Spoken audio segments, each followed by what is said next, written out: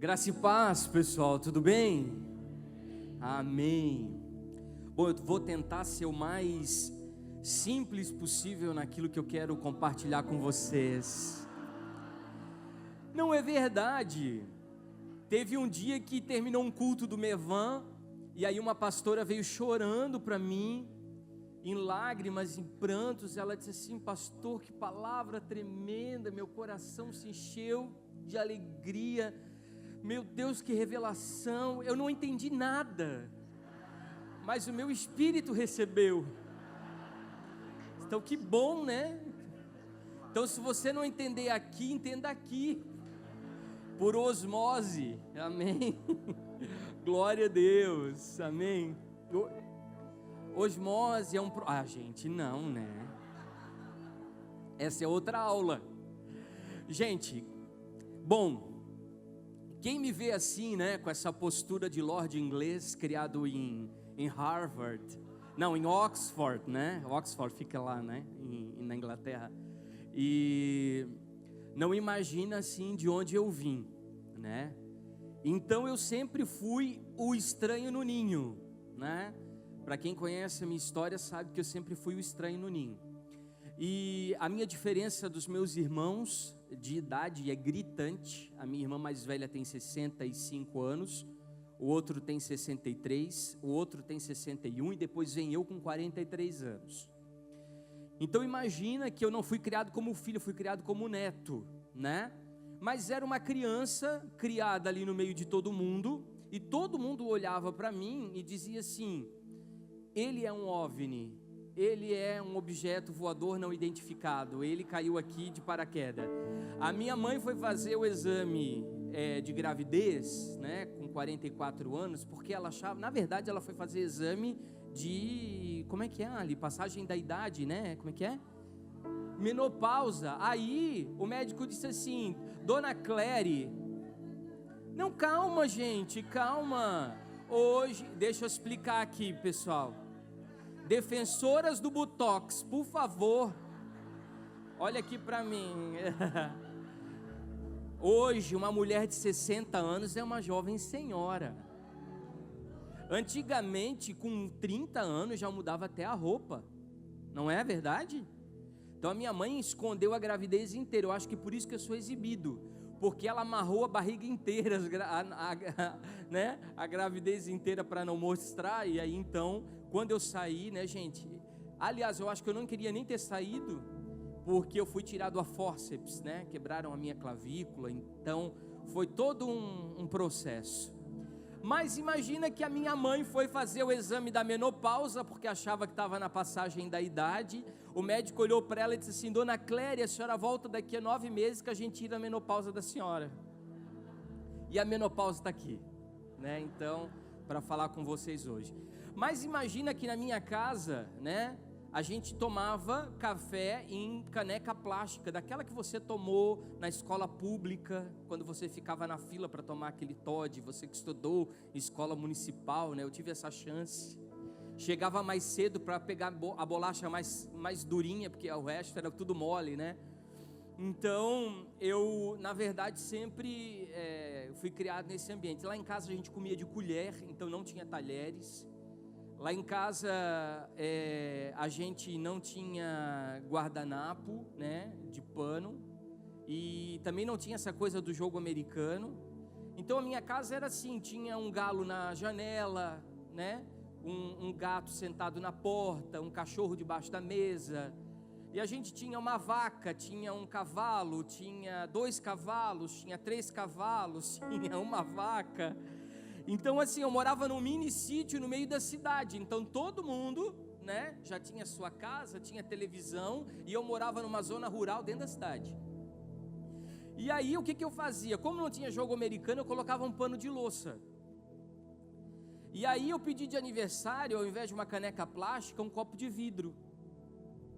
E aí, quando eu não queria mais comer de colher, eu fiz entrar lá em casa garfo e faca.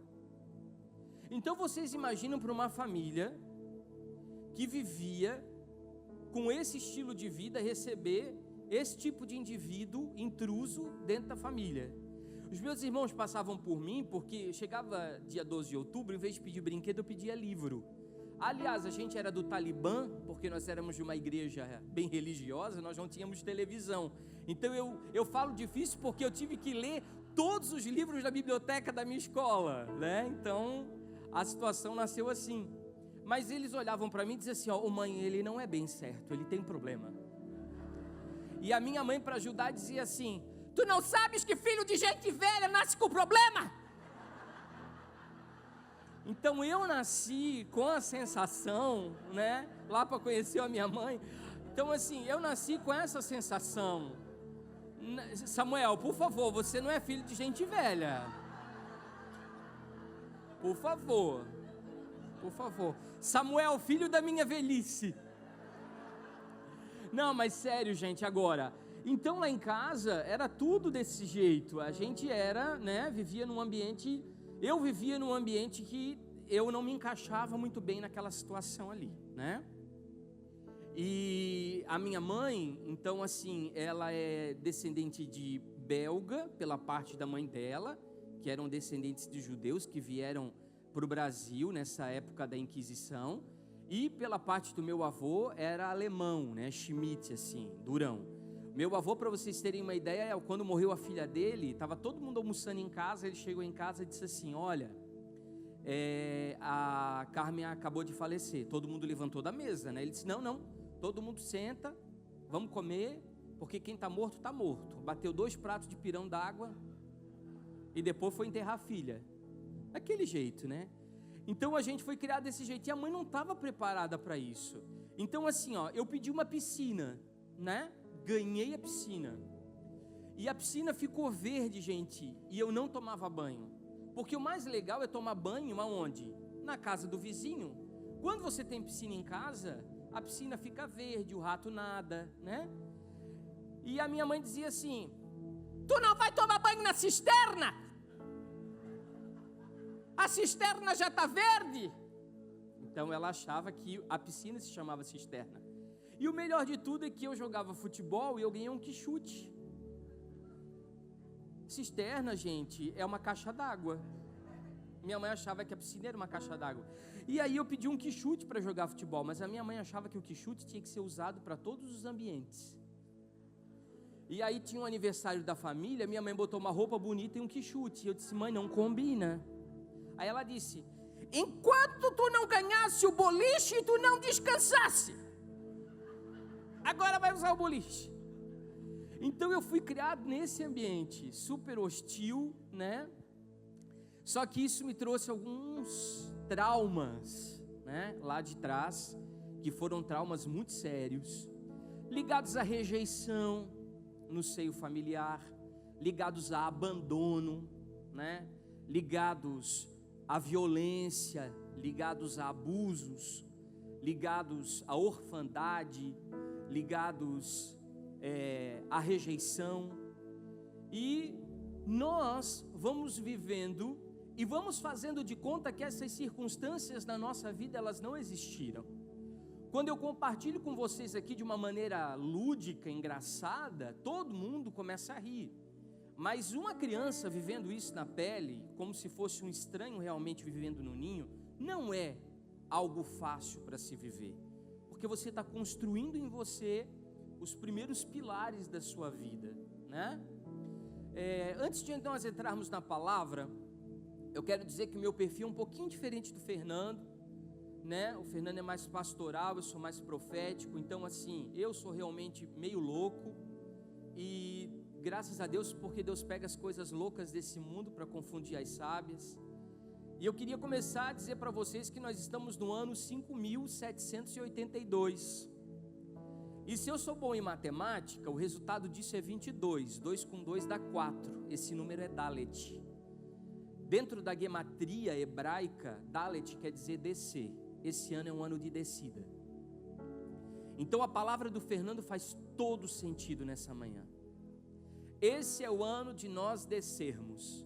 Se nós quisermos subir nos próximos anos dentro do propósito de Deus, Se nós quisermos alcançar a plenitude daquilo que o Senhor tem para as nossas vidas, se nós quisermos alcançar os objetivos propostos pela eternidade na nossa jornada, nós teremos que inevitavelmente descer as escadarias do quebrantamento e da humilhação.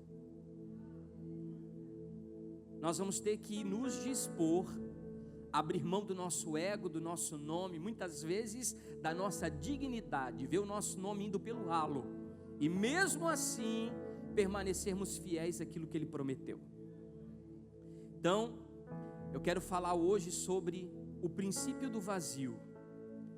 Então, gente, quando você chega num momento como esse da sua vida, em que você recebe uma carga de rejeição muito forte, a sua vida, para quem já leu aquele livro Paredes do Coração, vai saber exatamente o que eu estou falando. Se você não leu, coloca aí na sua lista, porque esse livro é muito legal, muito importante.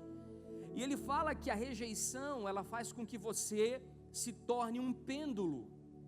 Ou você vai para o lado do homicídio, ou você vai para o lado do suicídio. Ou você vai matar todo mundo que está ao seu derredor, com as pedras que atiraram em você, você vai devolver essas pedras. Ou você vai para o lado que as pessoas vão jogar pedra em você, e além de você estar ferido, você vai colocar essa pedra numa mochila pesada e vai tentar subir a montanha. Ou você vai para um lado em que as pessoas que te agridem, você sempre vai revidar, você sempre vai se vingar, você sempre vai liberar uma palavra contrária, porque vai reacionar em você uma ira. Ou você vai então para o outro lado, em que você vai implodir, ao invés de explodir. Você vai implodir para dentro mesmo, seus sentimentos, emoções, pensamentos, desejos, eles vão por água abaixo. Então nós precisamos entender como cada pessoa reage, porque isso revela o que essa pessoa vivenciou durante todo o seu processo de vida e durante toda a sua jornada, durante todo o seu desenvolvimento. E no meu caso, o pêndulo foi para o suicídio, foi para a depressão, foi para a baixa estima, foi para o complexo da inferioridade, foi para a depreciação, foi para o lado de não acreditar no meu próprio potencial. Então, foi para todo esse lado da vitimização. Mas aí você pode olhar para mim com pena e dizer assim: puxa, coitado do pastor Jackson, aconteceu tudo isso com ele, e ele foi para esse lado, tadinho, de ser um coitado, de ser um qualquer. Eu quero lhe dizer uma coisa: tudo isso que eu vivi só tem um nome, se chama orgulho. Seja de um lado ou seja de outro, são estruturas de soberba, presunção e orgulho que são bases da sua vida. Ou seja, para o lado em que você vai matar tudo que está à sua volta, ou seja, para o lado que você vai matar a si mesmo, você vai fazer isso por uma única motivação: orgulho ferido por conta da rejeição. E foi o que aconteceu comigo. Mas alguém um dia disse que o melhor lugar para se estar é no fundo do poço, porque segundo o poeta, no fundo do poço você consegue impulso para voltar para a superfície.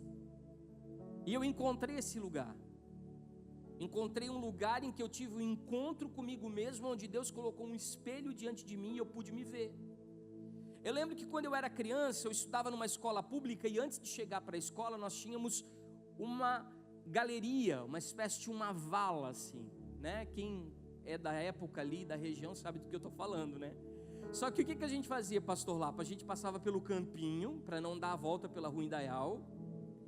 E aí a gente dava uns 3 saltos para trás para pegar impulso e zupt, pulava para o outro lado da margem. Então tem vezes na nossa vida, e aí eu estou falando desse ano de Dalet, de um ano 4, que você vai ter que dar alguns retrocessos na sua vida, que numa visão humana são perdas, danos, para pegar um impulso suficiente para dar um pulo maior. Deus vai fazer você passar por áreas obscuras do seu ser, que nem mesmo você sabia que você carregava isso dentro do seu coração, mas com o objetivo de te revelar para você mesmo. E isso vai ser necessário para o lugar que Deus vai te colocar. Não tem como nós falarmos de humildade sem nós entendermos que humildade está diretamente ligado à humilhação. Se você não entender esse conceito, esse contexto, você vai entender humildade numa dimensão ou numa atmosfera completamente errada e que a Bíblia não mostra, porque Cristo aprendeu a obediência por aquilo que Ele padeceu. Então, sem o sofrimento da humilhação, você não desenvolve a humildade, que é a matéria-prima para que você ganhe autoridade. E Deus então te coloca em lugares altos. Esse é o modelo de Deus. Antes de subir, você vai ter que aprender a descer. José no Egito, primeiro desce para depois subir. Moisés, o grande libertador, primeiro desce para depois subir. Davi, o grande rei segundo o coração de Deus, primeiro desce para depois subir. E o próprio Cristo, que é o nosso modelo, a nossa referência, a nossa inspiração, ele primeiro desceu para depois subir. Então, para que nós possamos galgar os lugares que Deus tem preparado para nós, nós temos que passar pelos processos de desintoxicação do ego, de esvaziamento do eu, para que nós possamos estar preparados para sermos cheios do Senhor. Eu gosto muito de João capítulo 2, quando fala das 6 talhas de pedra que eram usadas para a purificação dos judeus, e Jesus pede que essas talhas estejam vazias, depois cheias de água, para que haja transformação da água no vinho. Mas tudo começa por 6 talhas de pedras vazias que representam o nosso coração. Se nós não nos esvaziarmos de nós mesmos, Deus não consegue operar o milagre da transformação da água para o vinho, para que a nossa vida seja transformada e nós venhamos alcançar novas dimensões no Espírito, num lugar de autoridade que Ele tem reservado. Então nós vamos ter que aprender a descer. O problema é que nós nos focamos muito na descida e nós não olhamos o processo da subida. Nós olhamos muito nas perdas, nos danos, no sofrimento, nas privações, nas humilhações, nos processos em que nós somos injustiçados, injuriados, caluniados, moídos. Nós nos focamos muito na dor, mas nós não entendemos que essa breve e momentânea tribulação está gerando em nós um peso de glória muito excelente, maior do que nós podemos pensar ou pedir, porque é isso que o Senhor tem reservado para cada um de nós, porque nem olhos viram e nem ouvidos ouviram o que o Senhor tem preparado para aqueles que caminham segundo o seu propósito. E deixa eu lhe dizer, Ele pode realizar muito mais do que você pediu ou pensou, pelo seu poder que opera em nós. O problema é que nós ficamos nos vitimizando, lamentando e chorando, e andando em ciclos, e não conseguimos vislumbrar que esse processo de descida, na verdade, ele é necessário, porque logo você vai estar subindo. Mas você vai estar subindo para você mesmo? Não. Você vai estar subindo para a sua própria vontade? Não.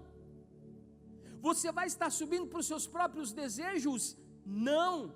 A Bíblia diz que Deus dá tanto o querer quanto o fazer, ou seja, quem vai gerar uma motivação nova no seu coração e vai dar as possibilidades para alcançar o lugar que Ele deseja é Ele, não você. Então não adianta você pensar que você vai ser honrado ou colocar numa posição de poder, de status, de visibilidade, porque essa é a maneira de Deus honrar o seu nome e te dignificar diante de todos. Não, essa é a maneira de você usar a sua vida como uma ferramenta que vai redimir todas as coisas e vai glorificar o nome de Deus, que o nosso nome desapareça, que nós venhamos assumir e Ele crescer. Nós precisamos diminuir e nos apagar para que então Ele possa ser visto por meio de nós. Quantos me acompanham? Então, para Deus, gente, Deus não tem compromisso com as nossas crises emocionais. A descida é apenas o meio do caminho para quem está subindo. Para que você alcance o topo da montanha, inevitavelmente você vai ter que descer os vales tenebrosos, mas mesmo que você transite pelo vale da sombra e da morte, você não temerá mal algum, porque o Senhor está contigo e a sua vara e o seu cajado te consolam. Ou seja, você descerá profundamente, mas essa é apenas a metade do caminho daquilo que está reservado para aqueles que caminham segundo a vontade do Pai. Então entenda comigo parte da jornada para você alcançar a plenitude do que o Senhor desenhou na eternidade a seu respeito, antes da fundação de todas as coisas, é primeiramente descer para depois subir. Então diga comigo, eu preciso descer. Irmãos, cada parada do povo no deserto era um passo mais perto de Canaã. E quanto mais eles se focavam na dor da descida, mais eles demoravam para chegar às montanhas da terra prometida. Volto a explicar isso para você.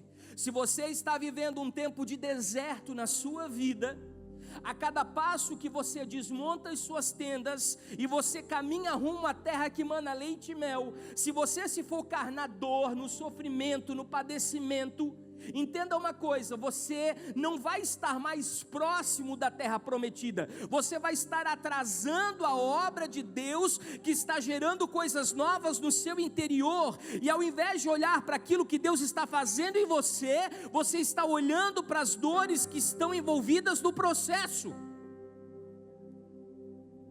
Separe uma coisa da outra. E eu quero falar com vocês sobre um conceito chamado kenosis. Repita comigo, kenosis.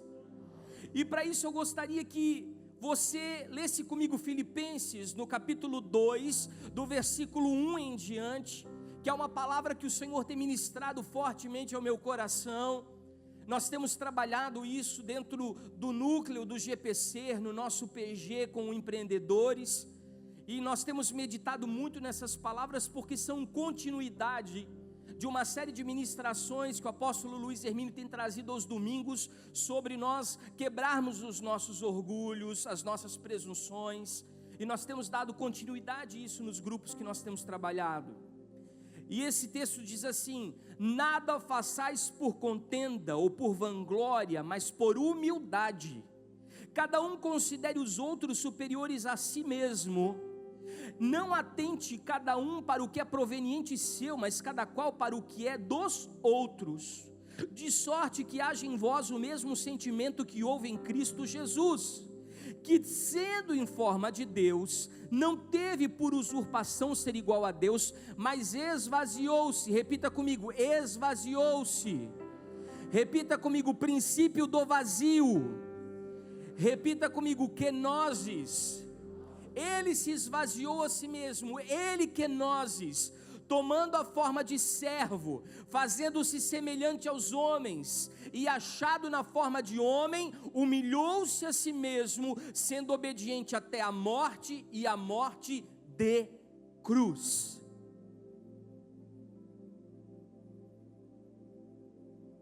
Vamos destilar esse mel? Amém?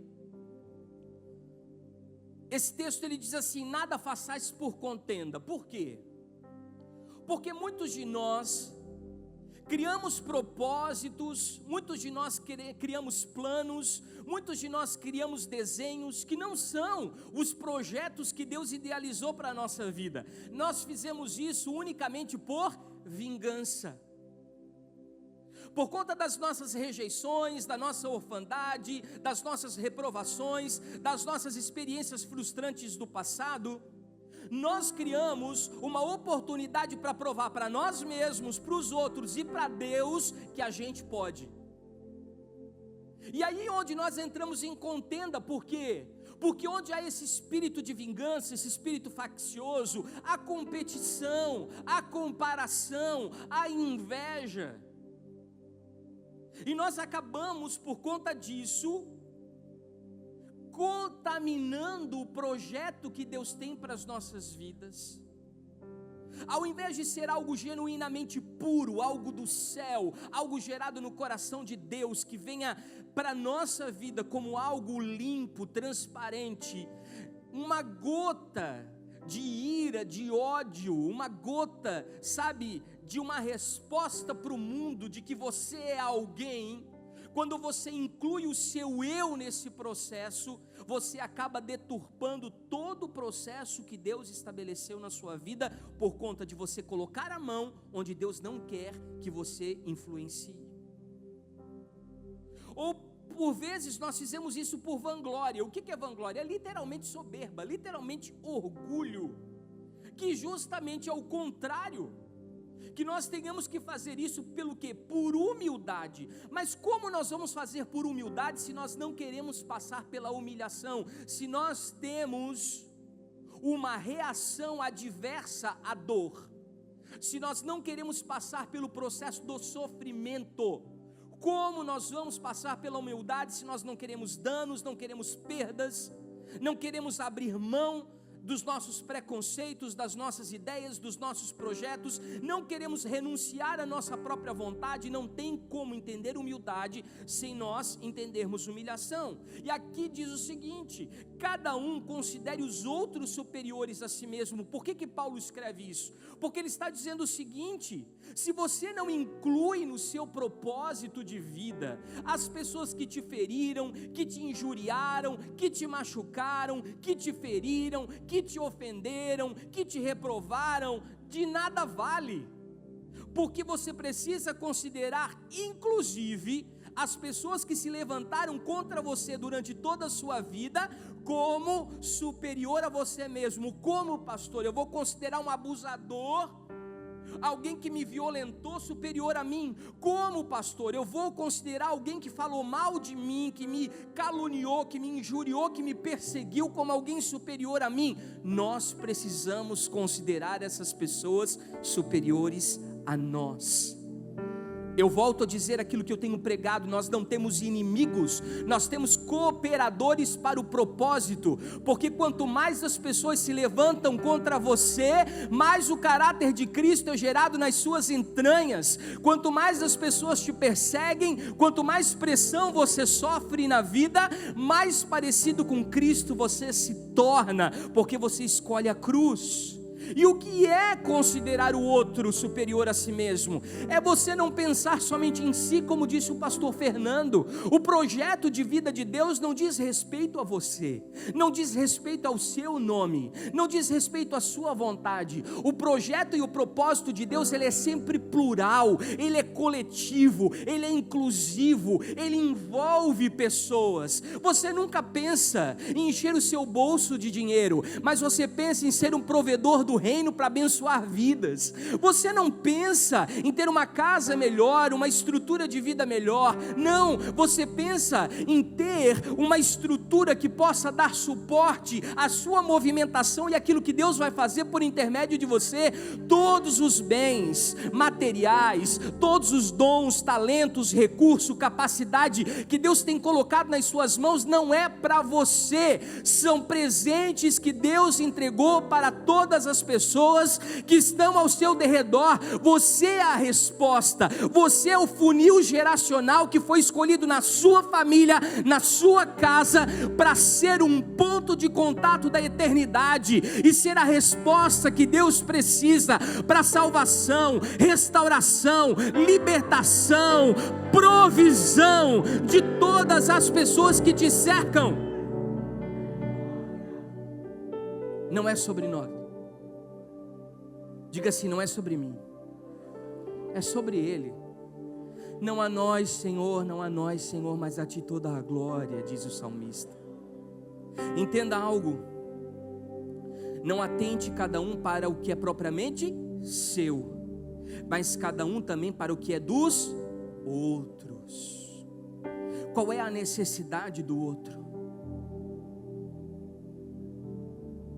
Qual é o sonho do outro? Qual é o projeto de vida do outro? Será que eu estou disposto a abrir mão da minha própria vontade, renunciar o meu próprio nome, abrir mão dos meus próprios desejos para servir alguém, para promover alguém, para anular a si mesmo, para ser alguém que vai impulsionar, catapultar o sonho dos outros, mesmo que você fique escondido nos bastidores, onde ninguém nos vê? Ontem o apóstolo Luiz Hermínio falou algo muito importante. Ele falou sobre os servos, e quando ele disse a palavra servos, que os servos têm os seus segredos, os servos são diferenciados. Eu olhei para a pastora Lulu e disse: pastora Lulu, isso me faz lembrar dos servos que serviram o casamento em Caná da Galileia. Eles estavam nos bastidores e eles viram a água ser transformada em vinho, porque eles estavam lá sem aparecer para ninguém, mas eles viram de perto o que nenhum convidado viu. Quando você serve, quando você some, quando você se esvazia, quando você se anula, quando você sai de cena, as outras pessoas são projetadas. Isso não tem problema. Se você foi chamado para isso, viva essa realidade. Ele não teve usurpação ser igual a Deus, mas ele esvaziou-se de si mesmo, kenoses, tomou a forma de servo, fez-se semelhante aos homens, e achando forma de homem, humilhou-se a si mesmo, e sendo obediente até a morte de cruz. E é sobre isso que eu quero falar. A cruz, ela tem um significado muito importante. Alguns teólogos ensinam algo muito importante para nós sobre a crucificação. Jesus estava ali agonizando na cruz, exatamente no meio de quem? De dois ladrões. Um deles era extremamente carnal, totalmente racional, totalmente humano, totalmente natural, representando as coisas que são ligadas à terra. E o outro, ele era emocional, ele tinha sentimentos, ele tinha emoções, ele tinha pensamentos, e ele usou esse potencial, esse nível de inteligência para fazer escolhas boas no momento da crucificação. Mas incrível que esse é o último degrau onde nós somos corrigidos pelo Pai que nos ama. Diga assim: eu tenho identidade de filho.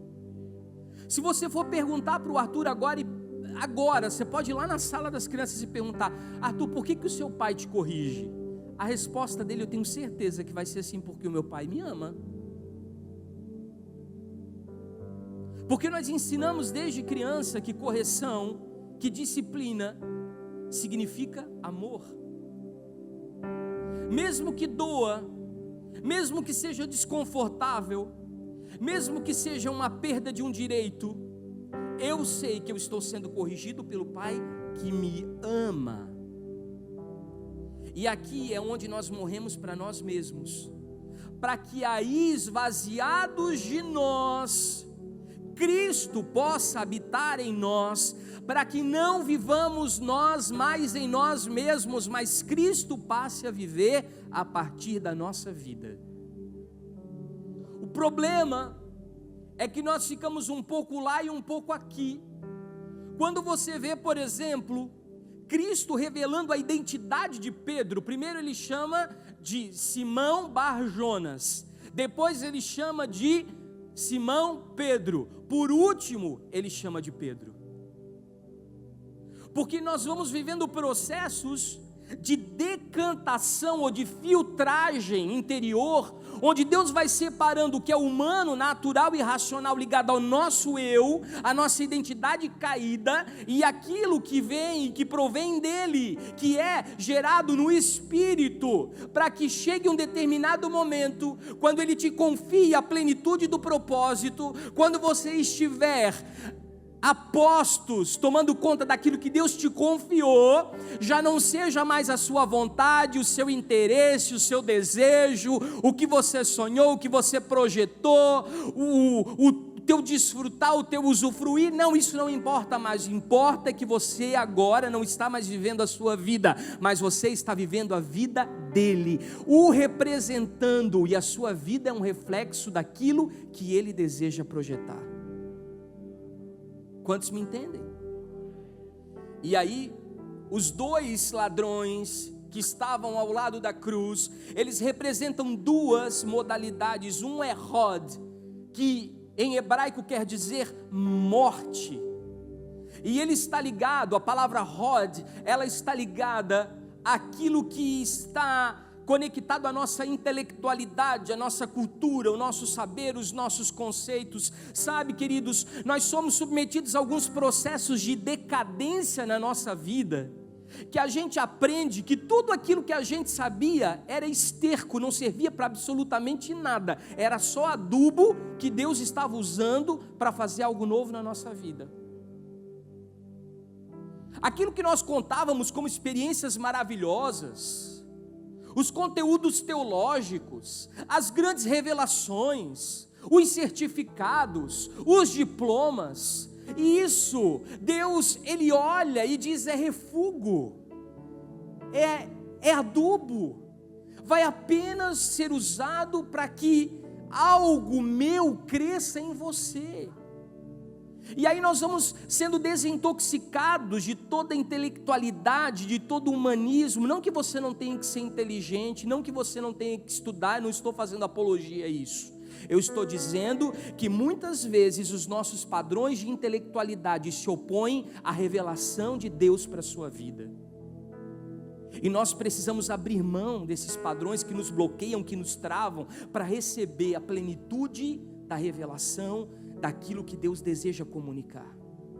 O outro significa Yesod, que vem de uma palavra também que diz morte de cruz, ou seja, aí é o momento que você morre para a sua carne, aí é onde você morre para as suas coisas naturais, para a sua estrutura caída, para os seus sentimentos perversos, é onde você vai morrer para as coisas que você mais amava, as coisas que você mais idolatrava, as coisas que tinham mais importância na sua vida, as coisas que você mais se dobrava, as coisas que você mais idealizava, e isso começa a fugir das suas mãos.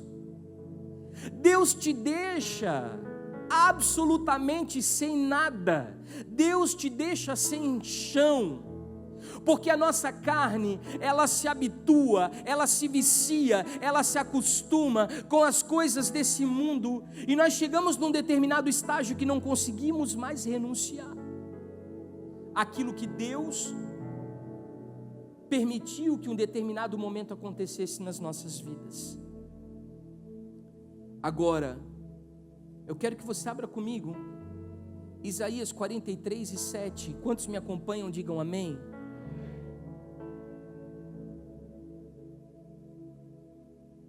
Isaías 43:7 diz assim: todo o que é chamado pelo meu nome, que criei para a minha própria glória e alegria, os quais dei forma. Eu quero traduzir isso aqui para você no original, no hebraico. A Bíblia diz assim: todo aquele que é chamado pelo meu nome e pela minha glória.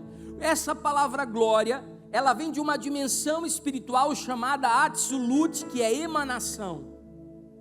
Ou seja, você foi eleito em Deus antes da fundação do mundo, conforme está descrito em Efésios capítulo 1. Ou seja, não tem plano B, só existe plano A. Quando você morre para você mesmo e decide que você vai viver a vida de Deus, você rasga a sua certidão de nascimento e diz assim: agora eu estou nascendo de novo da água e do Espírito, e as coisas não vão ser mais como eu quero, como eu desejo, como eu idealizo. paraíso. Agora o projeto é da eternidade. Agora a certidão de nascimento, ela parte da cruz. Agora eu começo uma nova etapa, um novo ciclo, uma nova estação, um novo tempo, onde as coisas não são mais feitas na força do meu braço, onde as coisas são feitas por Ele em mim.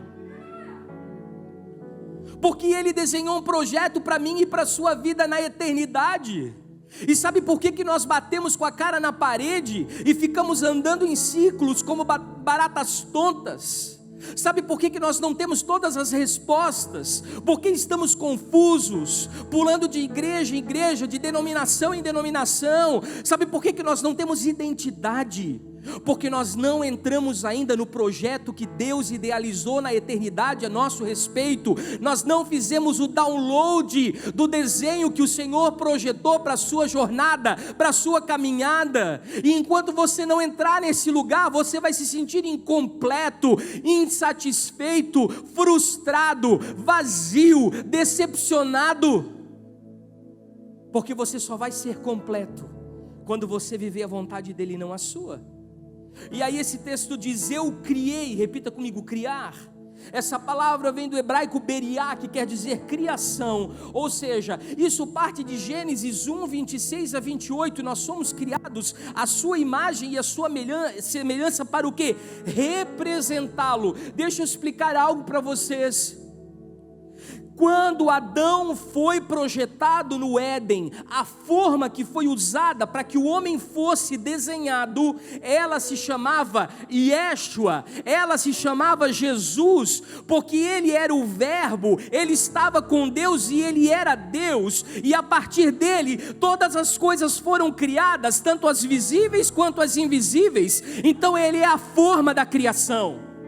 E o homem foi criado, foi gerado naquela forma, naquela idealização. Então ele refletia o DNA da eternidade do Pai, a sua semelhança. Ele também vivia a imagem do Filho, e então ele podia governar no jardim que ficava no Éden, porque ele dizia para as árvores: brotem, e as árvores brotavam.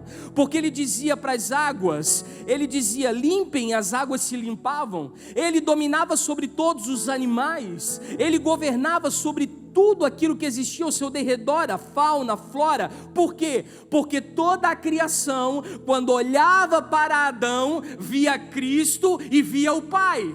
Mas de repente Adão cai da graça, ele peca, e os nossos pecados fazem distinção entre nós e Deus. Então agora Adão perde a sua imagem, perde a sua semelhança, e ele passa a ser um ser comum. Então a terra começa a produzir espinhos e abrolhos, e a terra agora é contra ele, porque olha para ele e diz: quem é essa pessoa que tenta mandar em nós? Ela não parece com o Pai, ela não tem nada do Filho, ela não fala como o Espírito. Quem é ela para nos dar ordem?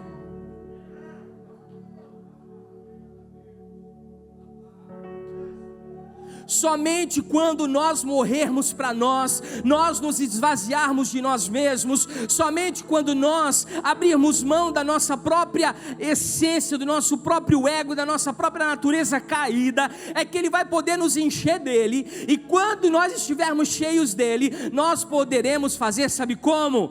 Sol, pare, como Josué fez e o sol parou. Nós poderemos dizer como Moisés disse: mar se abra, e o mar se abriu. Nós poderemos dizer como o profeta: pare de chover, então a seca vem. Nós poderemos dizer então: agora começa a chover, e as águas torrenciais começam a cair do céu. Ou seja, você começa a dar a ordem a todas as coisas. Perceba, nós tínhamos autoridade sobre a criação.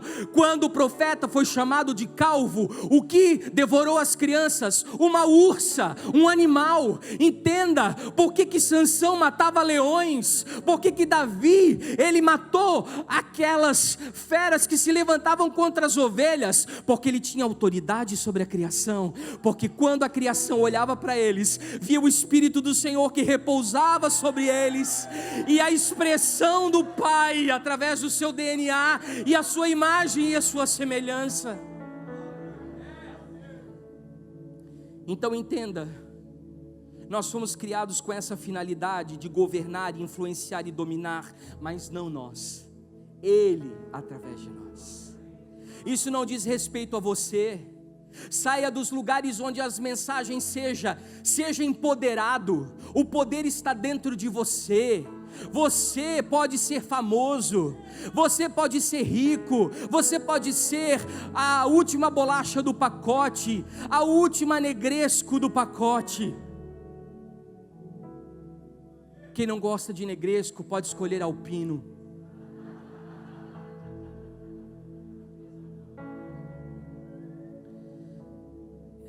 A outra palavra é eu formei, repita comigo, formei. Essa dimensão no Espírito se chama Yetzerá e fala da formação. Nós fomos formados por Ele quando nós nascemos de novo da água e do Espírito. João capítulo 3. Nicodemos.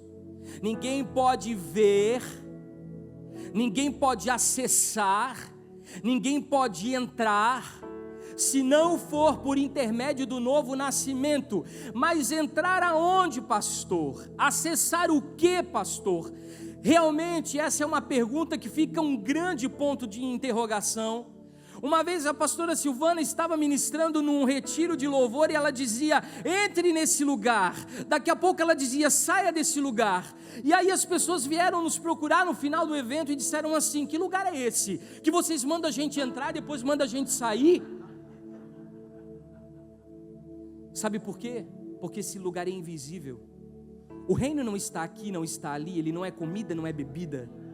O reino, ele é invisível, ele é intocável, ele é um ambiente, ele não é uma geografia. E nós precisamos entrar nesse lugar, através do quê? Do novo nascimento. Qual é a parte do novo nascimento que nós não entendemos? Gente, novo nascimento é novo nascimento. Você nasceu da barriguinha da mamãe, lá com a sementinha do papai, você viveu uma vida inteira, e agora, Deus te mata, e você escolhe morrer, indo para a cruz, e aí você nasce com uma nova mentalidade, você nasce com uma nova postura, você nasce com um novo comportamento, você nasce com um novo padrão de pensamento, você nasce com uma nova cultura, você nasce com outro parâmetro de visão de vida, você nasce com outras possibilidades de escolha.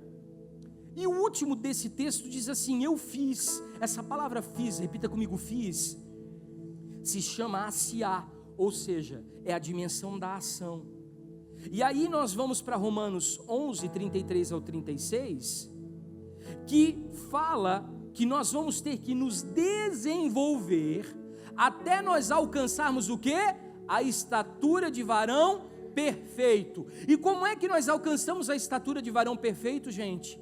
Analisando a altura, a largura e o quê? Ao quê?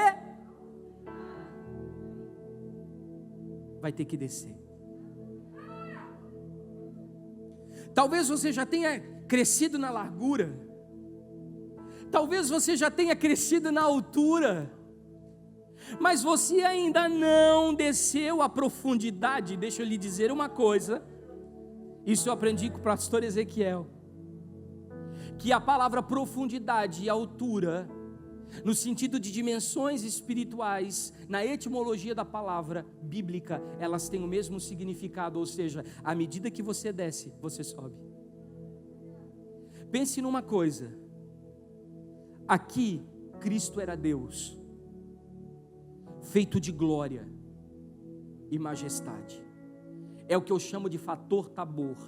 Ele rasga aquela carne, onde ele estava encapsulado, e ele mostra a glória que habitava dentro dele, que era o corpo glorificado que ele demonstrou quando ele ressuscitou. Inclusive os nossos irmãos no caminho de Emaús nem o reconheceram.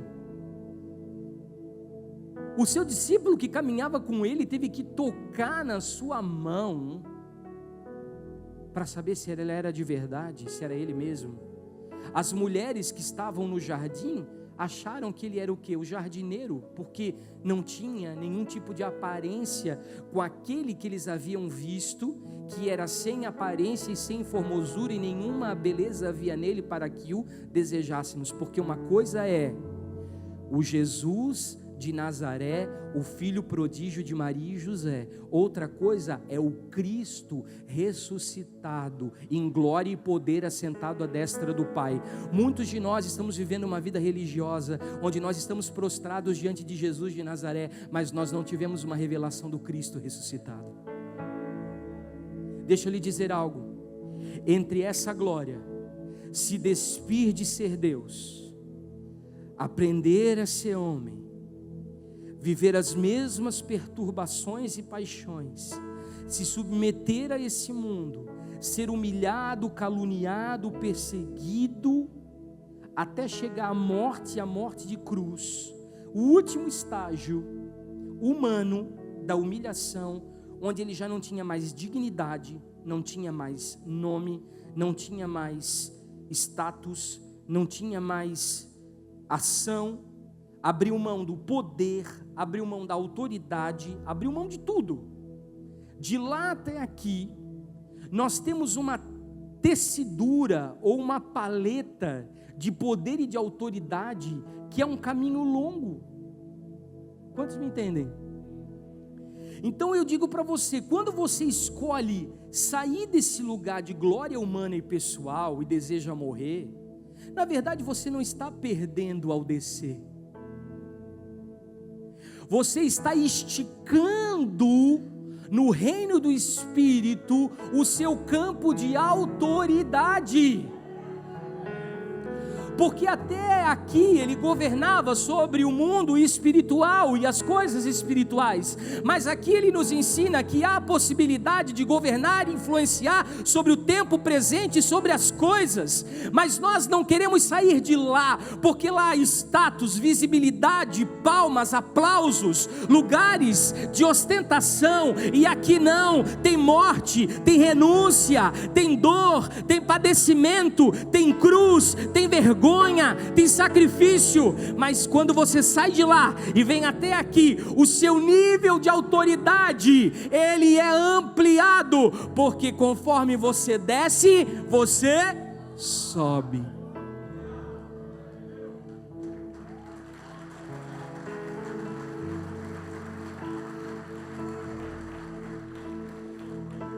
Abra comigo em Lucas 22, 31 ao 34.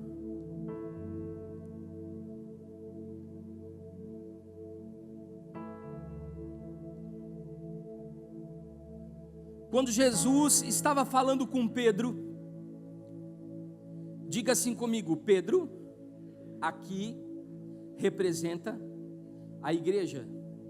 Perceba que Jesus já havia mudado o nome dele de Simão para Pedro, mas nesse momento ele volta a chamar Pedro de Simão. E ele diz assim: Simão, Simão, Satanás pediu você para peneirá-lo como trigo, mas eu orei por você para que a sua fé não desfaleça. E quando você se converter, fortaleça os seus irmãos.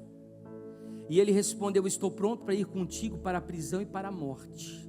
E respondeu Jesus: eu digo, Pedro, não se acha que antes que o galo cante hoje 3 vezes, você negará que me conhece?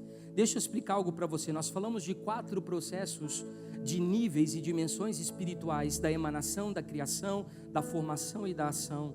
E aqui Jesus, ele ensina em outras palavras, porque Jesus é um excelente professor, ele é didático, ele é pedagógico, ele transforma as coisas difíceis em coisas fáceis. O que o judaísmo ortodoxo dificultou, transformando em religiosidade, o que Jesus fez, disse: não há nenhum segredo nisso, isso é simples de viver e é fácil de experimentar. Jesus diz assim: Pedro, o diabo, ele vai te cirandar e ele vai te peneirar como trigo, e aí você vai passar por 4 fases, Pedro. Primeiro, Pedro, sabe como é que a gente faz para peneirar o trigo? A gente passa pela rotura. Repita comigo: rotura. O trigo, ele vai ser arrancado da terra, Então prepare-se, porque Deus vai tirar você de alguns lugares de conforto. Prepare-se, porque Deus vai tirar você de alguns lugares que você jamais imaginava sair. Há 3 anos atrás, quando o apóstolo Luiz Hermínio terminou de pregar, quem estava aqui no último retiro em que aquela glória invadiu o ambiente, quando nós dissemos Jesus é suficiente, e aquilo foi um ambiente transformador para todos nós, um momento que nós não conseguíamos nem controlar. Eu e a minha esposa, nós viemos ao chão em prantos. Pastor Luiz liberou umas palavras sobre nós e o Luciano disse assim para o pastor Luiz: eu preciso pegar o microfone e dizer alguma coisa. Esse é um tempo de emancipação do Jackson, é um tempo de desligamento. Eu quis matar o Luciano. Eu disse, cara, esse cara, ele está desfocado do processo, ele não está entendendo. Mevan, Mevan é a mesma coisa. Luiz Hermínio, eu é a mesma coisa. Lapa e eu é a mesma coisa. Fernando e eu, Juscelio. Não, peraí, a gente tem uma equipe, a gente está há anos juntos. Não, peraí, a gente está há 23 anos juntos. Eu tenho mais tempo de Mevan do que de vida.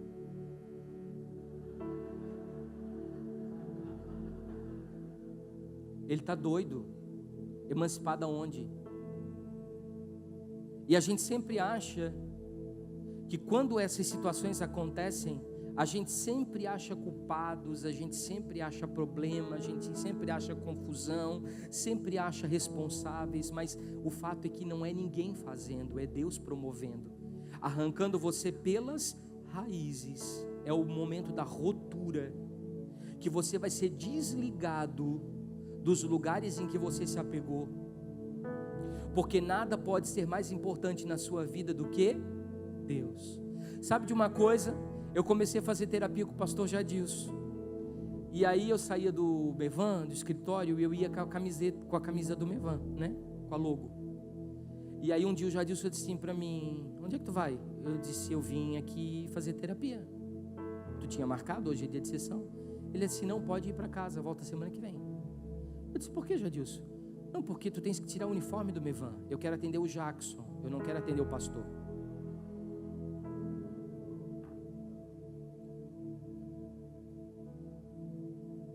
Porque nós misturamos quem nós somos, aquilo que nós fazemos, aquilo que nós construímos, aquilo que nós idealizamos, quando na verdade isso não é nosso, isso é dele.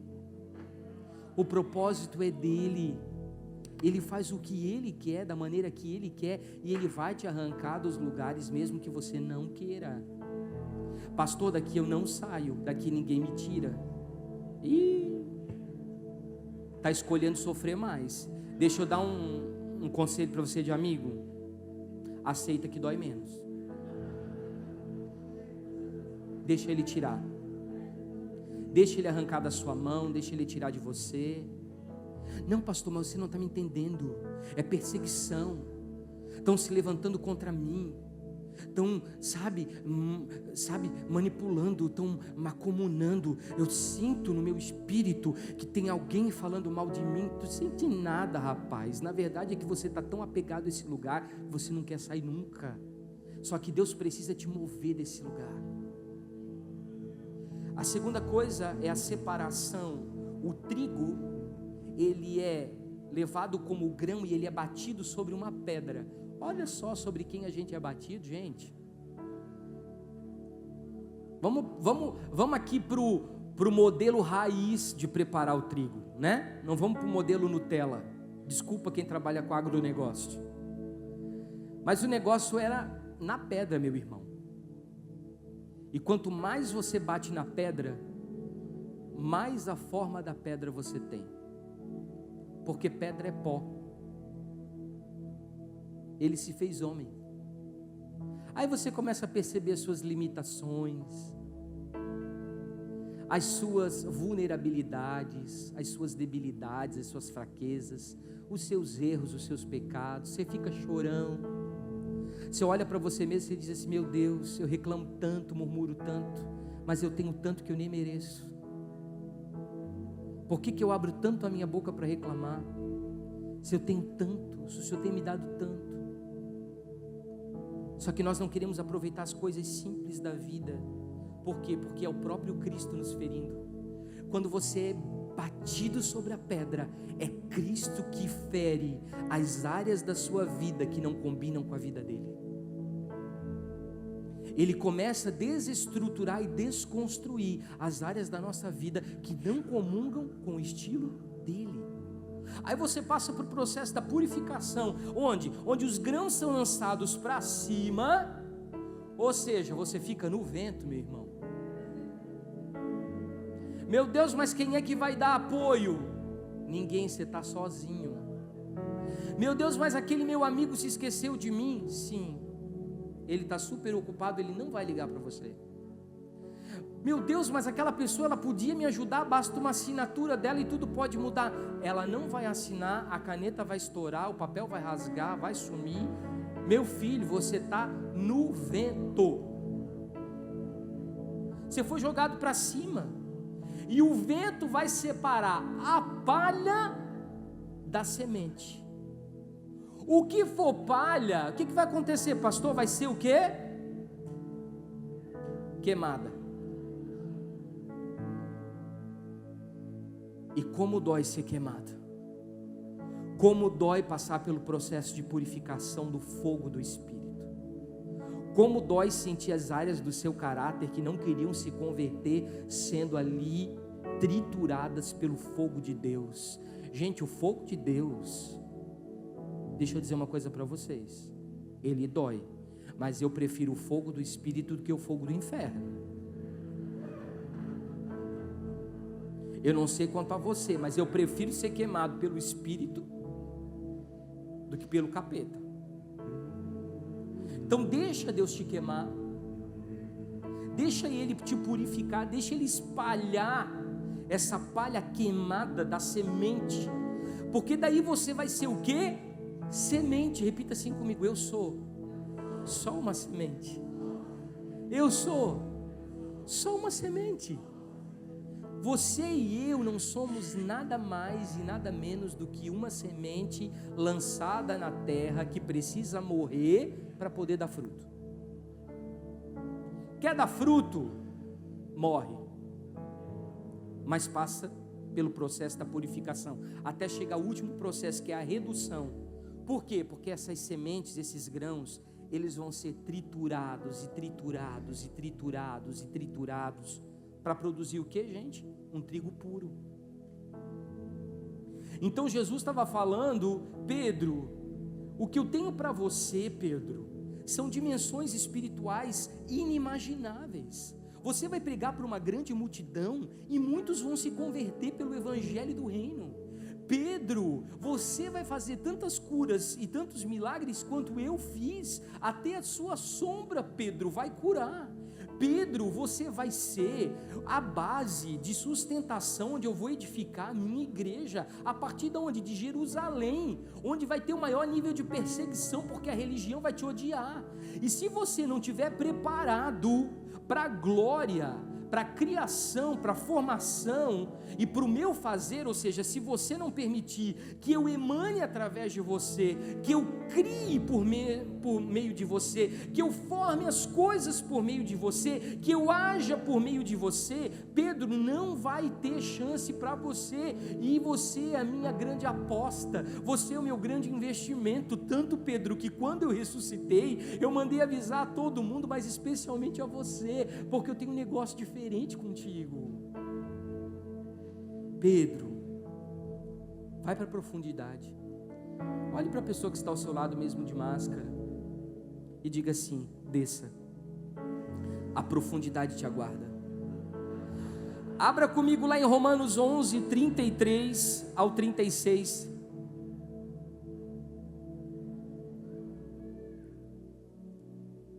Quem me aguenta mais um pouquinho? Romanos 11, 33 ao 36 diz assim: ó profundidade tanto da sabedoria como Então, se eu quero riqueza, se eu quero sabedoria e se eu quero conhecimento de Deus, eu tenho que o quê? Me fascinar pela profundidade dele. Eu tenho que mergulhar e descer, e aí eu vou entender o que Paulo fala: quão insondáveis são os teus juízos. Ninguém pode entender quando o Senhor julga. Quão inescrutáveis, ou seja, não dá nem para mensurar os seus caminhos, ou seja, eles são tão diferentes daquilo que eu projetei, que eu idealizei. Quem conheceu a mente do Senhor? Ou seja, o que o Senhor projetou na sua cabeça, que o Senhor quer, trazer para a minha vida, revelar para mim? Quem foi, Senhor? O seu conselheiro? Quem te ensinou a fazer isso comigo? Quem te ensinou exatamente onde eu precisava ser mexido, para ser transformado, para ser modificado, para passar por um processo de transmutação? Ou quem primeiro deu a ele para que ele venha a ser restituído? Porque dele, e que por meio dele e para ele são todas as coisas, a ele pois a glória eternamente, amém. Você vê Paulo dizendo: porque por meio de mim, para mim e por mim são todas as coisas, a glória eterna é minha? Não. Você vê claramente Paulo dizendo que a glória é dele, que é para ele, que é por ele e que é nele. Se nós não entendermos isso, nós sempre vamos buscar que o nosso nome seja célebre, nós sempre vamos buscar lugares de ostentação, nós sempre vamos competir, nós sempre vamos estar insatisfeitos com o nível que nós vivemos, porque nós não mergulhamos na riqueza e na sabedoria e no conhecimento das profundidades de Deus.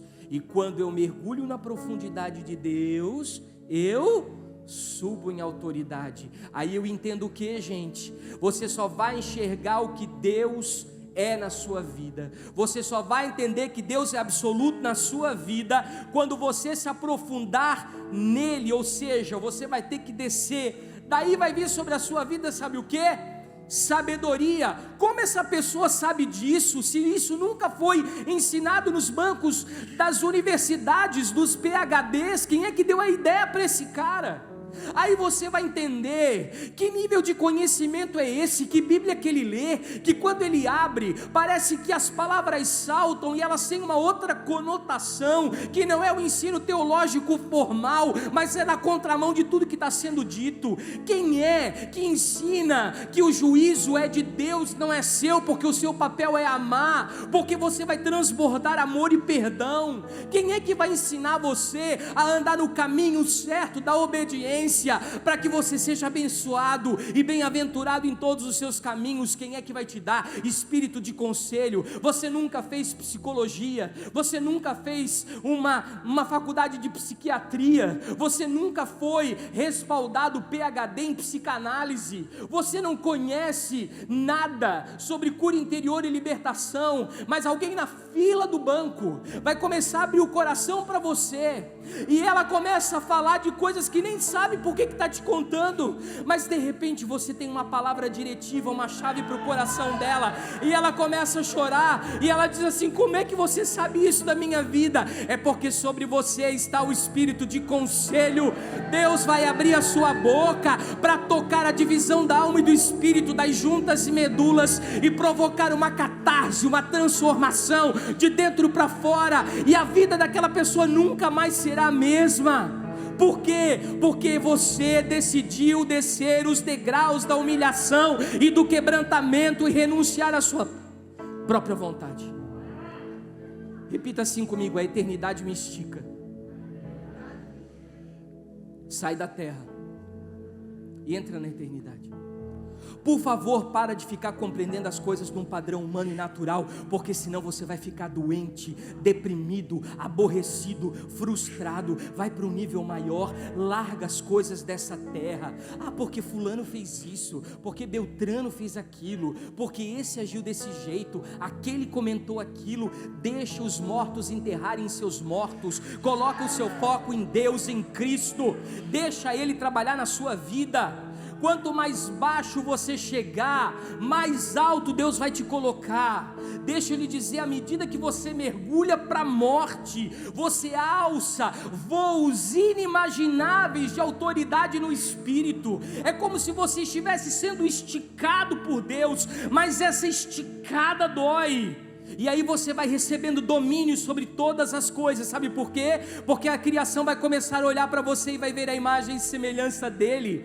Vai ver que quando você ouve, não é você ouvindo, mas são os ouvidos da eternidade. Quando você fala, não é você falando, mas é o conselho profético que parte da boca do Espírito da profecia. Não são os seus olhos enxergando, porque você vai ir além da imagem. Você vai enxergar o coração. Não vai ser você abraçando, mas vai ser o Espírito Santo tocando quem precisa. Querido, deixa eu te dizer uma coisa: se você quiser o domínio e a influência sobre todas as coisas, entenda que o processo que você está passando não é de perda, não é de dano, não é de privação, mas sim um processo de humildade, porque na verdade o objetivo de Deus é aumentar o seu raio de autoridade na área em que você foi chamado para desenvolver a sua vocação.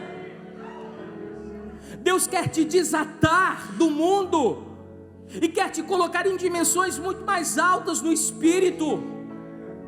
O reino de Deus, ele funciona com ação e reação. A gente aprendeu com o apóstolo Luiz Hermínio que os céus respondem às nossas atitudes.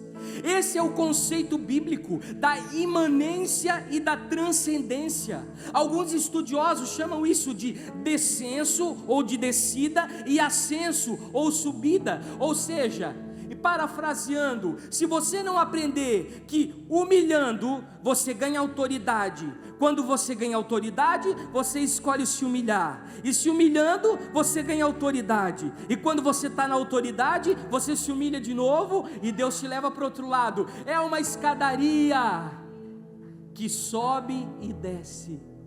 Lembra da visão de Jacó?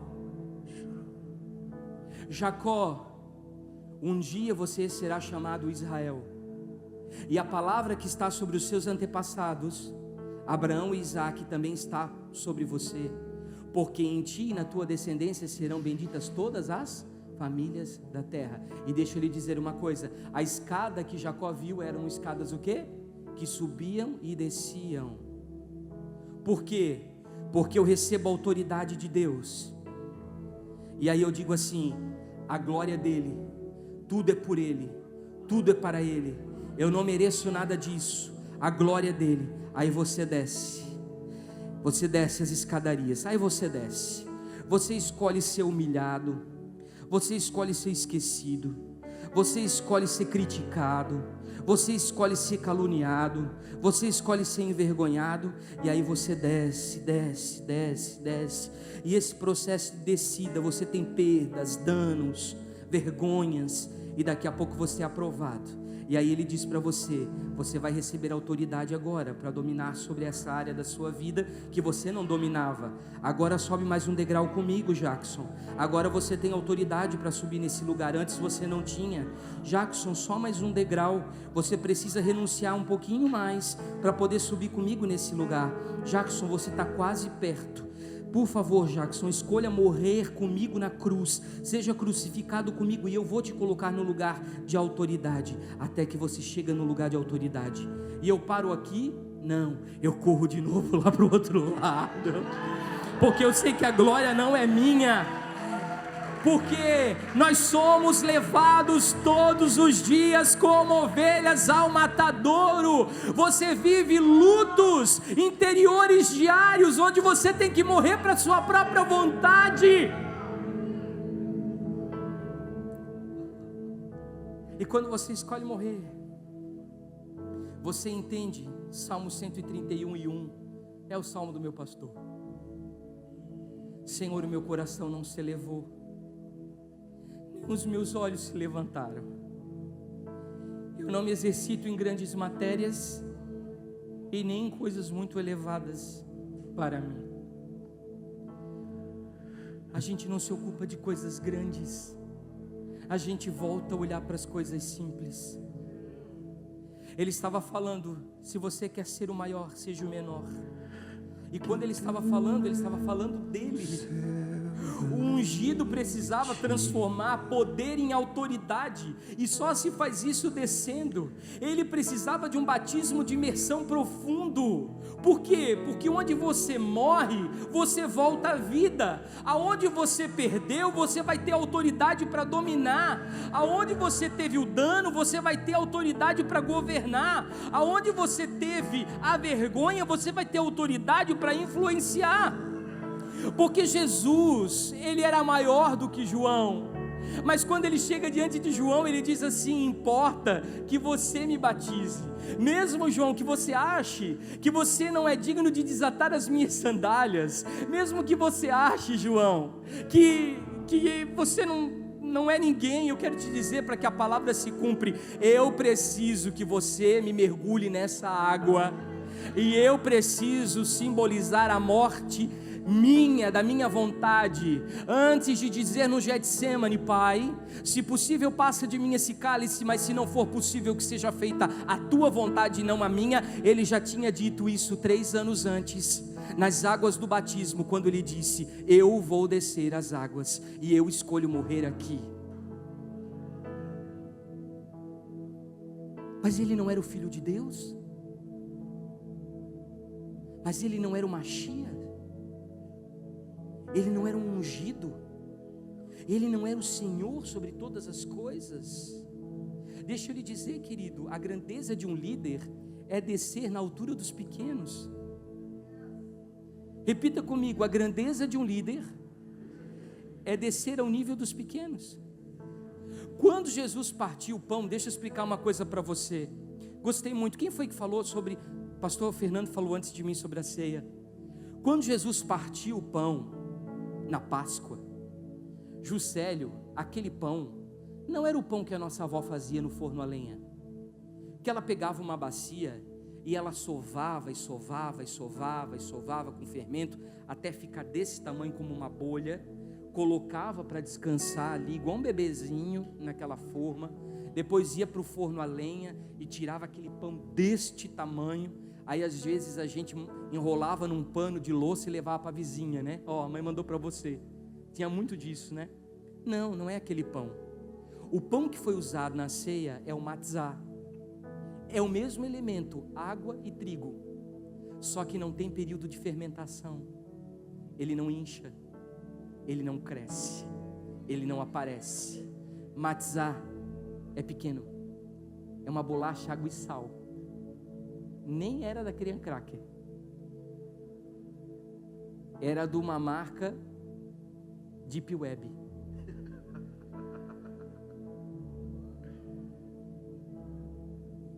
Mas ele partiu, porque o que ele estava dizendo? Eu represento esse pão que não aparece, esse pão que não tenta se impor, esse pão que não tenta revelar quem é feito da mesma coisa, de trigo e de água, mas não tem crescimento aparente, mas ele sustenta igual, ele nutre igual. A única diferença é que esse pão é o pão da humildade.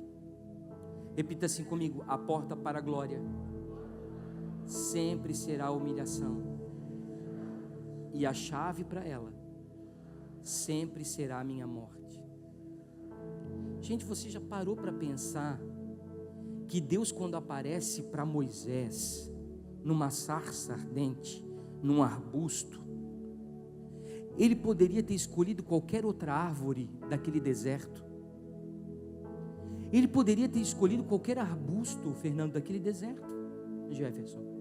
Poderia ter escolhido uma árvore diferenciada, uma árvore frutífera, uma árvore que fazia sombra, uma árvore que talvez fosse casa de animais, para mostrar alguma coisa diferente. Não, ele escolheu a árvore mais comum, mais, como a gente fala aqui em Itajaí, barrela, mais simples, mais sem aparência, para queimar diante de Moisés.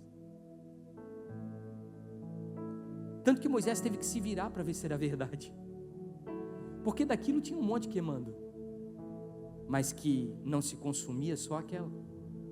Então deixa eu te dizer, se você quer revelar Deus, seja um arbusto comum.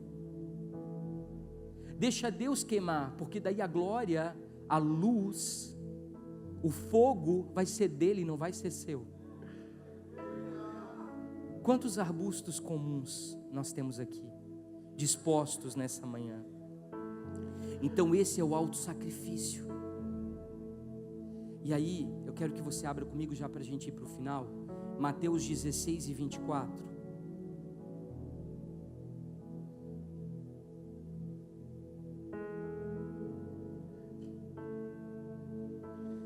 Então disse Jesus aos seus discípulos: se alguém quer vir após mim, negue-se a si mesmo, tome a sua cruz e siga-me. Deixa eu dar uma interpretação diferente para você aqui. Essa palavra negue-se, ela vem de um original chamado bitu, que quer dizer anulação. Então, quando você chega naquele ponto que você diz assim: Senhor, eu não aguento mais esse sofrimento. Senhor, chega de tanto incômodo na minha vida. Senhor, eu cansei, acabou, deu para mim.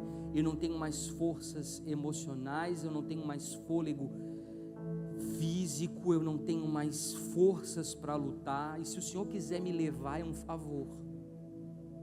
Significa que você desceu tanto, não na auto-vitimização. Não estou falando de autocomiseração. Eu estou falando de um lugar que você escolheu morrer a ponto de encontrar esse ambiente. É justamente nesse momento que você vai viver o que a gente chama de anulação total ou bitu. Se você quiser seguir Jesus, anule-se a si mesmo. Que autoridade? Desce. Abra mão dos seus direitos.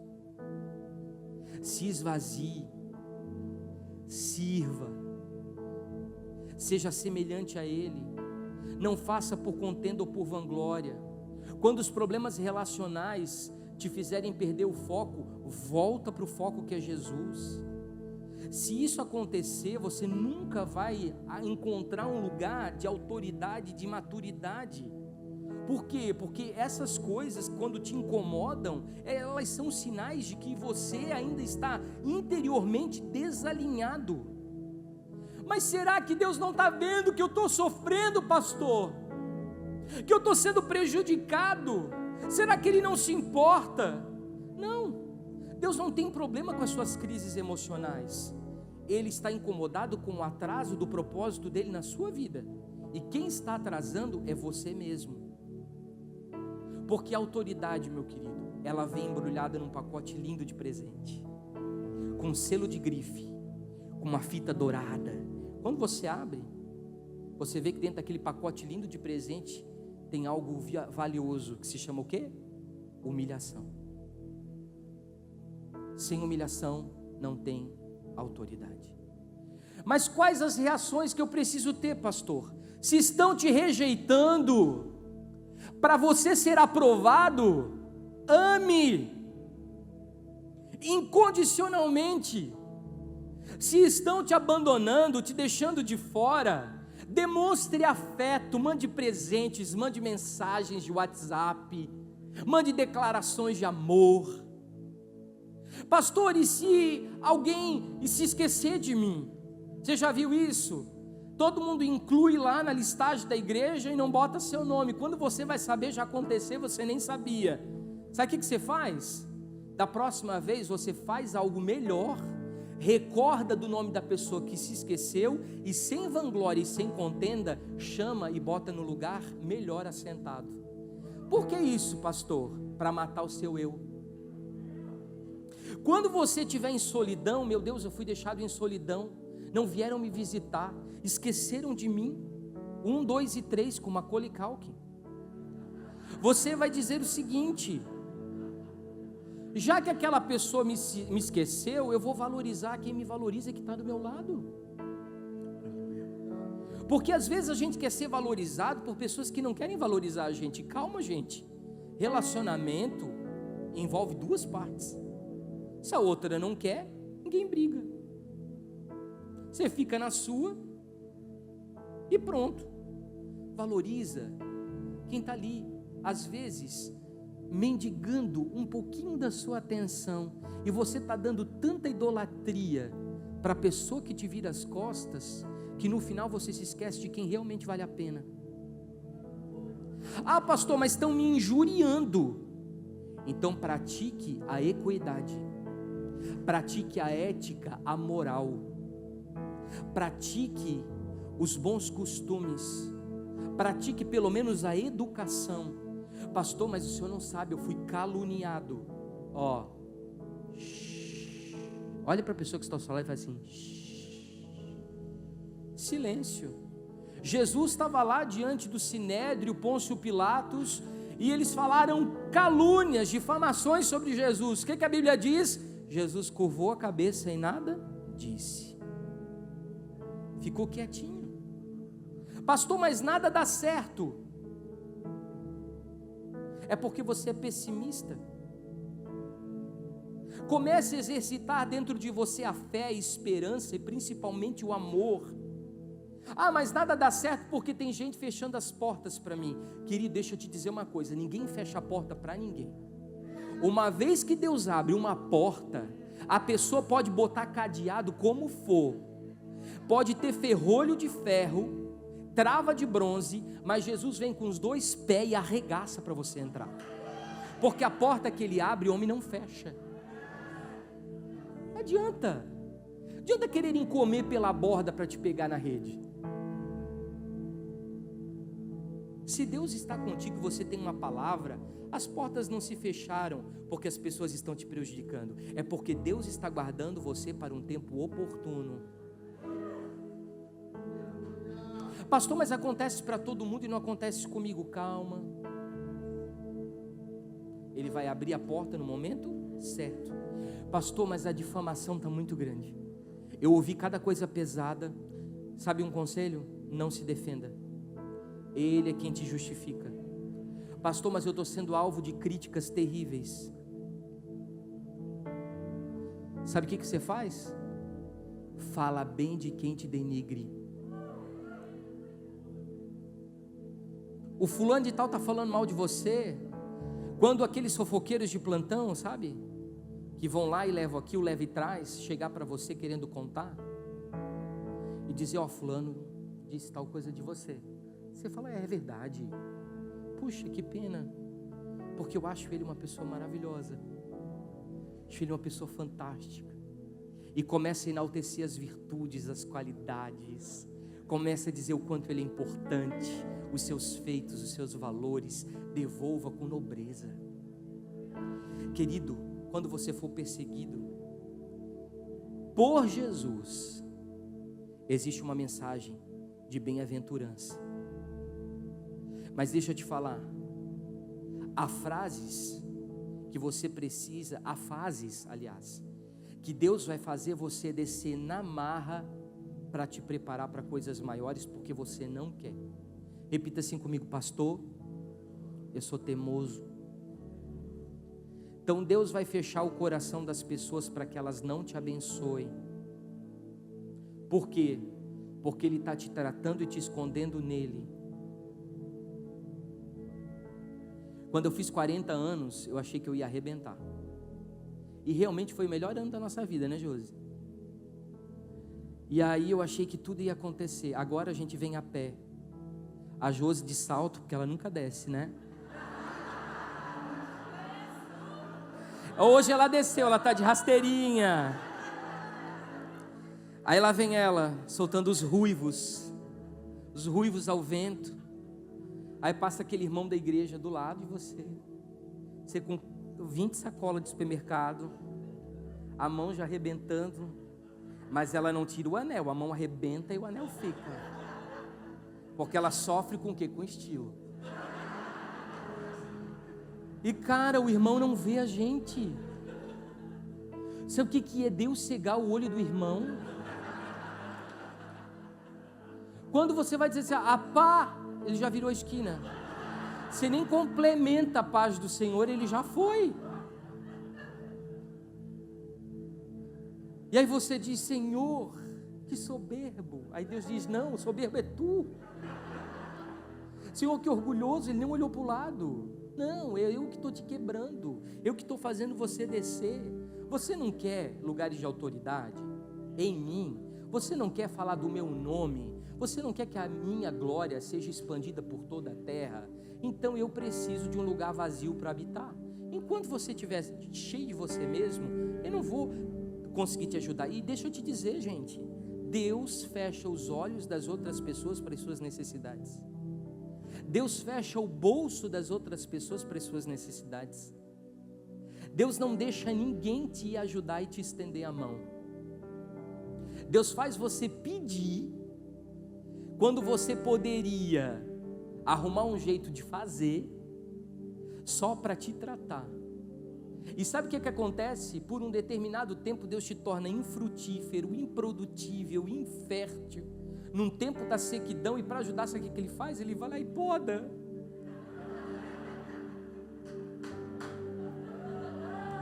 Já não tem fruto, já não tem fruto. Aí ele vem com a tesoura, aí tu diz assim: Senhor, muito obrigado, gratidão. Antes a tesoura da poda do que o machado posto à raiz. Deixa podar. Então, quanto for maior o seu propósito, maior vai ser a pressão. Mas o que vai ser levado em conta é a sua reação. Não é o diabo se levantando contra a sua vida. Não são as pessoas virando a cara para você e fechando as portas. Não é o ambiente em que você vive, porque você pode mudar para o Polo Norte. Chegando no Polo Norte, alguém passando com carrinho de esquimó não vai ver você vindo lá com a bolsa no frio. Por quê? Porque mesmo mudando de ambiente, é o seu momento, é a sua fase, é Deus te tratando. Então, meu irmão, não adianta fazer jejum para sair disso, oração, batalha espiritual, guerra. Não adianta borrifar a casa com óleo. Um dia a Josi quis me matar. Eu levantei de madrugada, a gente estava assim, meu Deus, né? Aquele momento da conta no vermelho, eu disse: Jesus, o que eu vou fazer? Levantei de madrugada, e levanta a mão, peguei o óleo da pastora Silvana. A Silvana deu um pote de óleo para cada um, com um borrifador. E saiu eu. Check, check, check. Espírito de miséria, sai daqui agora. Espírito de mulambo, sai daqui agora. Exu tranca a rua, eu te ordeno, sai. A Josi levantou de manhã, ela disse: que cheiro é esse? Passou a mão no móvel. Jackson, tu acabaste com os móveis todos da casa, isso aqui não vai mais sair. Óleo ungido, não óleo de peroba. Gente, parece que toda a poeira do ambiente grudava naquilo. Ficamos meses, né, amor? Só no Veja multiuso. Então, gente, se você fizer esse tipo de ação, você vai se tornar um religioso. Então não adianta achar culpado pelo que você está vivendo. Se você achar culpado, você vai se tornar amargo, crítico, vingativo. Não adianta você achar que se você mudar para outro lugar, tudo vai melhorar. Não, Deus vai quebrantar você em qualquer lugar que você estiver. Por quê? Porque aquele que começou a boa obra é fiel para terminar. Se você mudar de cidade, lá na outra cidade você vai ser tratado também. E eu estou achando só que é só uma fase. Logo Deus já vem com tudo, e os humilhados serão exaltados, e o meu nome não é uma fase, não vai passar logo. Eu tenho um problema com a palavra resiliência. Sabe o que quer dizer resiliência? Resiliência é assim: esse tapete é a luta, é a guerra. Eu estou aqui do outro lado. Eu vou passar pela luta e eu vou chegar no outro lado do mesmo jeito. Isso é ser resiliente. Eu poderia fazer até um trocadilho. Resiliente quer dizer o quê? Resistente. Resistente a quem? A Deus. Porque se você passou por uma luta e isso não foi suficiente para tratar o seu caráter, para te moer, para te pisar, não adianta nem você querer passar. Porque você vai passar lá do outro lado, vai ficar do mesmo certo. Você passou o caminho correto, mas a sua reação foi errada. Então, deixe Deus expurgar o orgulho de você. Para de achar que o mundo gira em torno do seu umbigo. Nada pode ser feito por competição ou por comparação, porque senão isso vai gerar entre vocês guerras, sentimentos tóxicos e destrutivos, facções, manipulações, inveja, ciúme, ingratidão, insatisfação. Então nós precisamos confessar. Você pode ficar de pé comigo?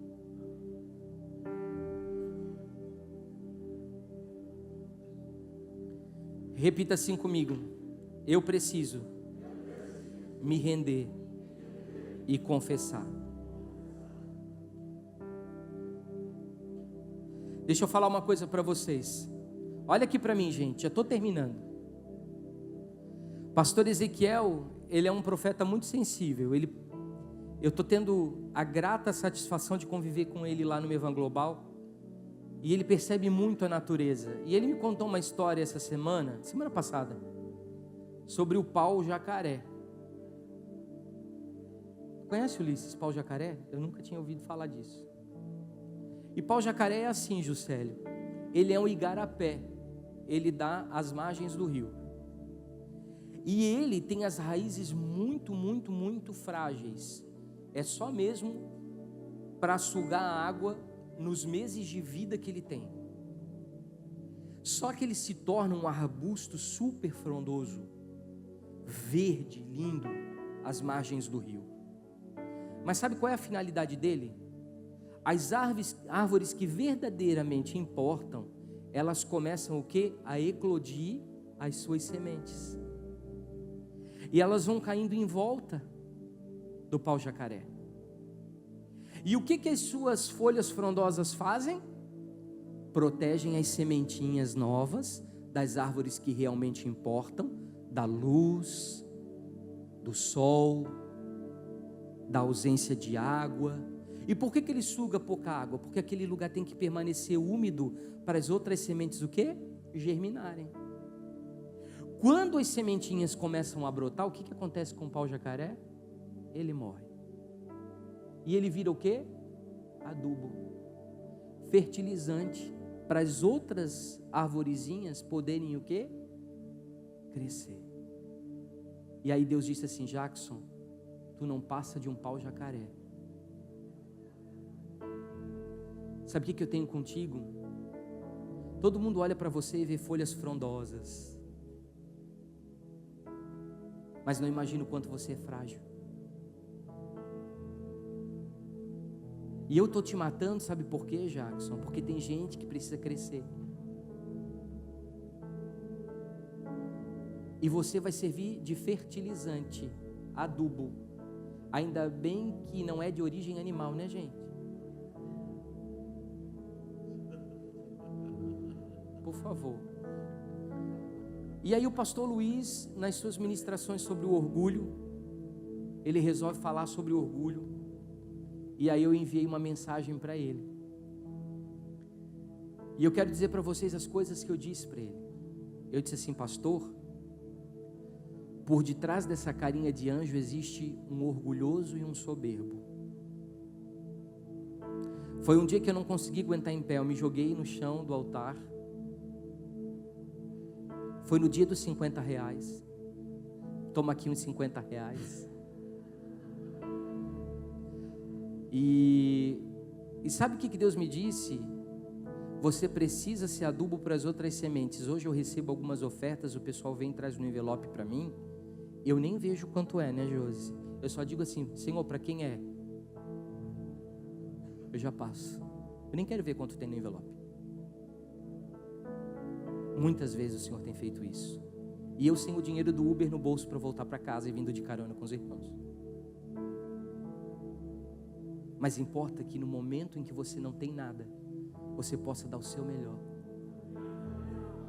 No momento em que você não tem absolutamente nenhuma expectativa, que Deus extraia de você a melhor reação. Não balance o coqueiro para ganhar nada de ninguém. Não manipule as pessoas para nada. Sabe, não Sabe, não usa o teu ministério para usurpar as pessoas, não usa a unção que você carrega para arrancar delas o que elas têm de melhor, apenas sirva como adubo e como sombra.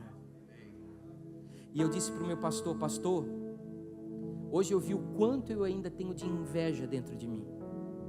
Sabe por quê, pastor? Porque quando alguém que faz muita coisa errada dá certo, eu fico pensando dentro de mim assim: puxa, todo malandro tem sorte, né? As coisas acontecem com ele, faz tudo errado, e eu tento fazer tudo certinho, tudo acaba em porcaria. Isso é o quê? Orgulho. Eu disse para o pastor: pastor, eu olhei para o meu coração e eu percebi que eu tenho ciúme, muito ciúme. Quando eu sou deixado de fora de alguma coisa, aquilo entra no meu coração como uma facada. Aí quando a pessoa posta alguma coisa no Insta, eu poderia até curtir, mas eu nem curto, embora eu tenha visto, só para não dar moral para a pessoa.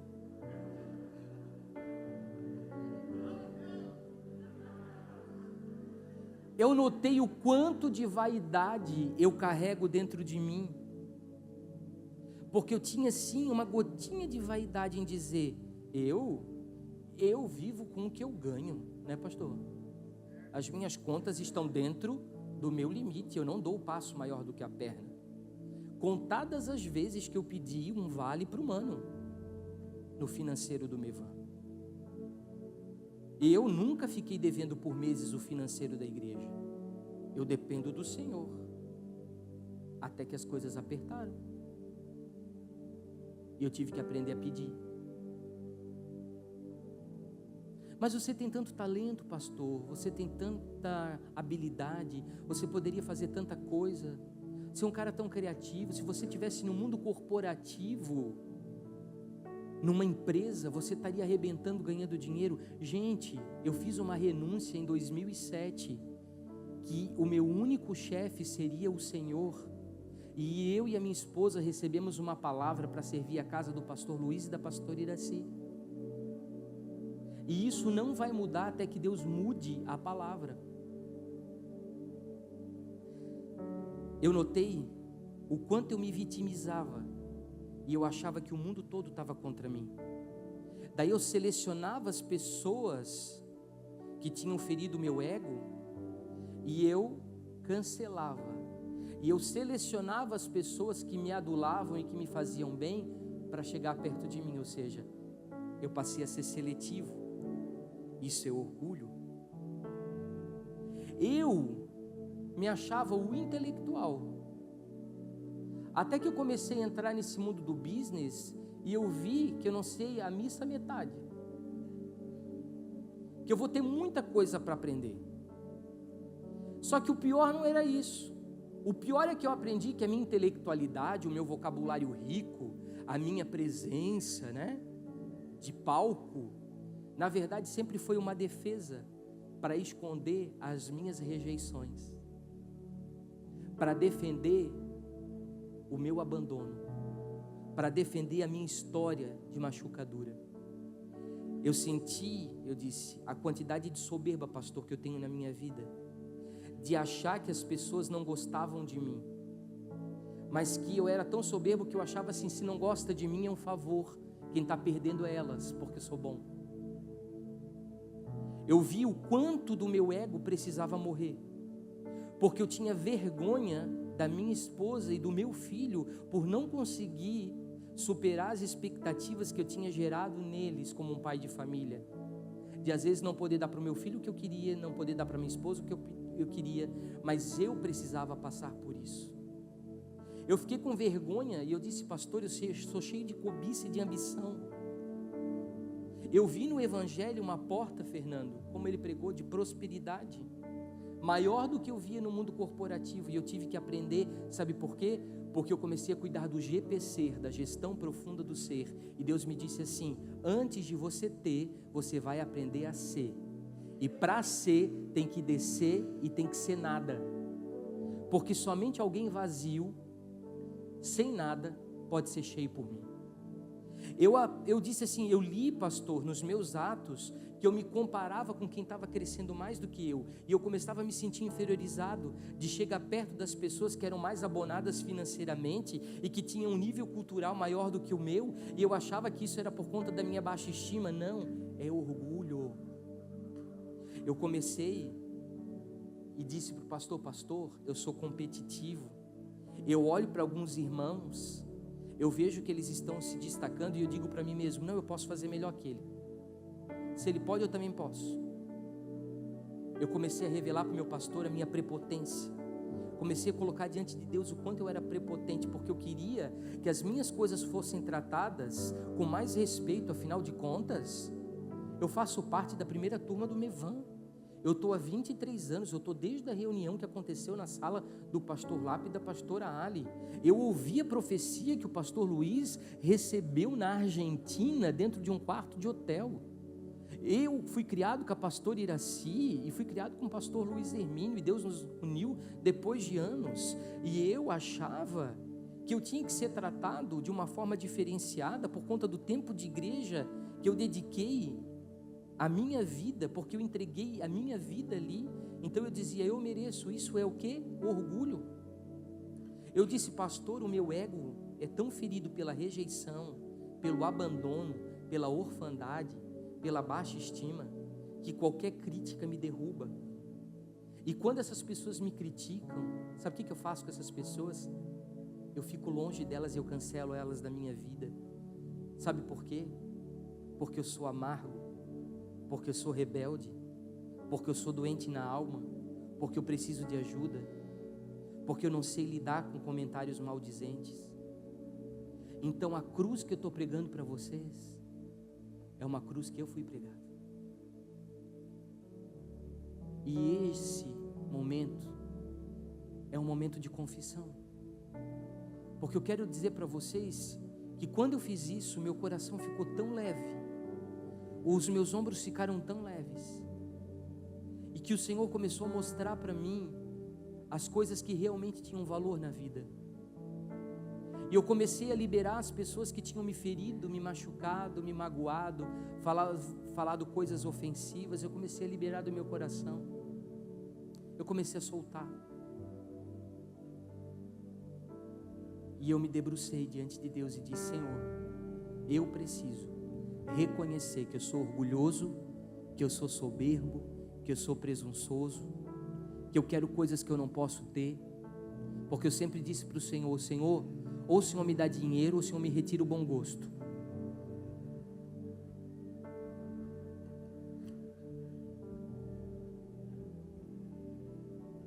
Às vezes a Roberta vem com o último modelo da Louis Vuitton. Eu digo, gente, ela está com aquela valise que eu vi na internet. E a Josi diz, como é que tu sabe? Josi, tudo que é coisa boa eu estou de olho. A Josi vai comprar uma biju, eu digo, essa aqui, Josi. Quando ela olha é o mais caro, porque é de ouro, não é de biju. Mas aí ela tem que levar o quê? A biju. Porque primeiro tem que descer para depois subir. Eu jamais vou poder cuidar de empresários que têm muito dinheiro se eu estiver interessado naquilo que eles têm e não naquilo que eles são. Sabe por quê? Um dia num evento do GPC, um grande industrial do Rio Grande do Sul chegou para mim e disse assim, pela primeira vez, em todos esses eventos que eu caminho pelo Brasil, eu me senti gente e não um bolso. Então eu não me aproximo das pessoas pelo que elas têm, ou pelo que elas podem me dar, mas eu me aproximo das pessoas por amor, pensando sempre, não com uma mente miserável, mas com uma mente provedora. O que eu posso fazer para servir de sombra e de adubo para que ele cresça e eu diminua? Esse é o segredo, meu irmão.